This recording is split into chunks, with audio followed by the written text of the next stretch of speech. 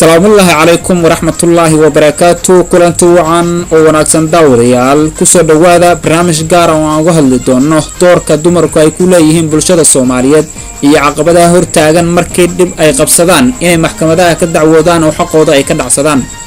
Barnaamijkan aan inta badan diiradda ku saari doono ra'yiga dadweynaha ayaan idinku soo gudbinaynaa Cadaani Media Production. Haddaba la soco oo nala daawo haddii la yiraahdo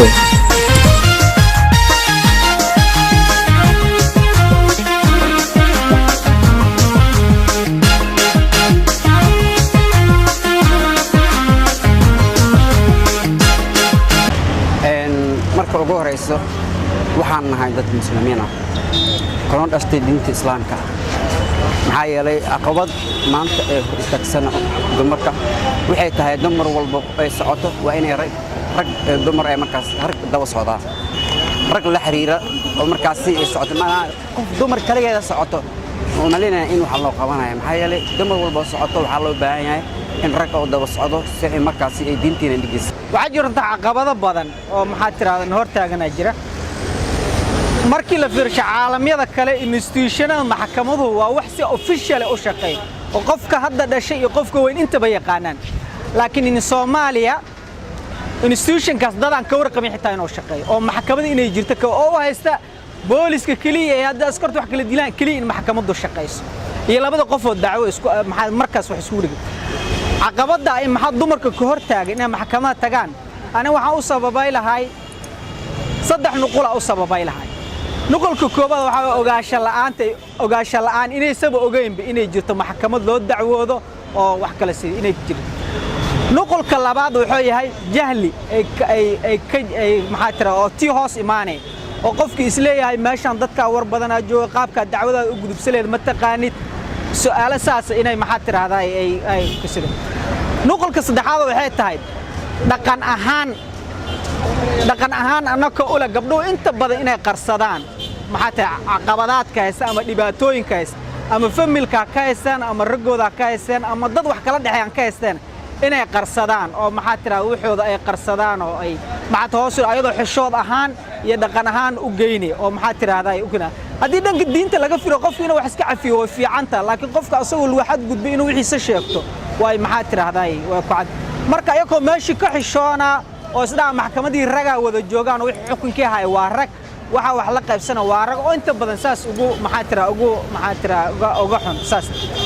diiniyana waxa wanaagsan dumarka in maxaa tiraahdaa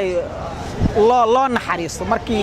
su'aasha ka baxsan tahay in dumarka loo naxariisto inkastoo caadi ahaan oo leen in dumarka u naxariisano oo maxaa tiraahdaa gabar iyo wiil hadday xukun isla soo aadaan markii la xukumo kadib in la dhawr waxaan waa gabar wax kugu haysta oo inta badan in rag u tanaasulaana laga yaabo marka caqabadaas oo jahliga oo naga haysta oo ka warqabay in maxkamada shaqeeya in kala availability maxkamada nagu yar oo kaliya oo aysan inay booliska iyo askarta kaliya ka shaqeeyaan iyo dumarku inta badan ka xishooda su'aalaha okay waxaan dhihi lahaa caqabadaha dumarka haysta inay maxkamadaha geystaan dacwadooda waxaan ku qiyaasi lahaa arrin horta xagga dhaqanka ah way jirtaa oo yani anagu dhaqankeenu inta badan wuxuu ku dabaqan yahay diinta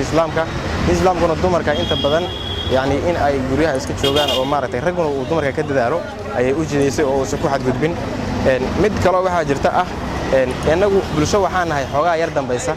waddankeeni markii aan ilbaxeenu sii siyaadi lahaa oo dumarku xataa sii ilbax lahayn oo ay dareemi lahayn inay maxkamadda wax geysan karaan dacwad geysan karaanna waddankeenu wuu burburay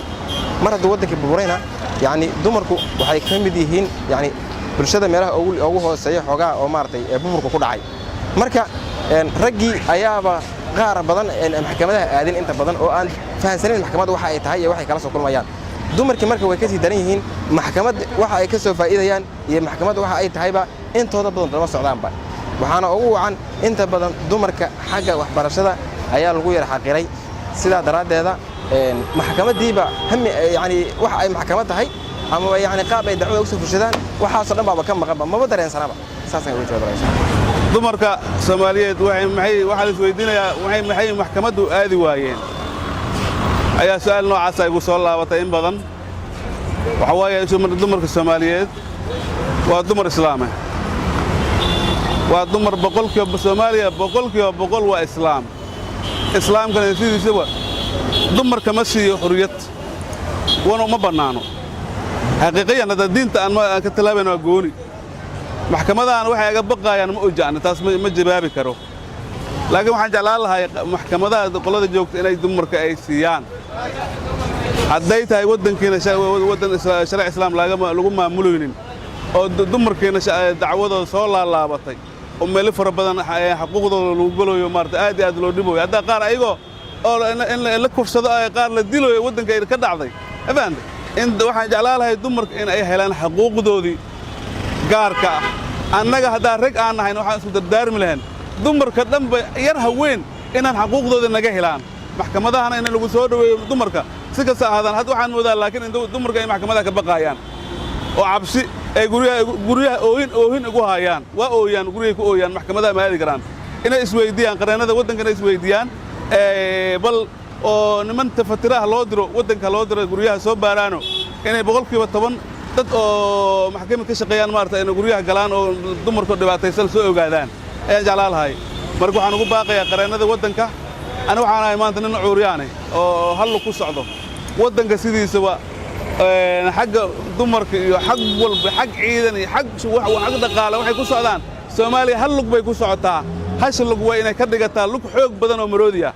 abaan dan waxa abuurmaya lugti kale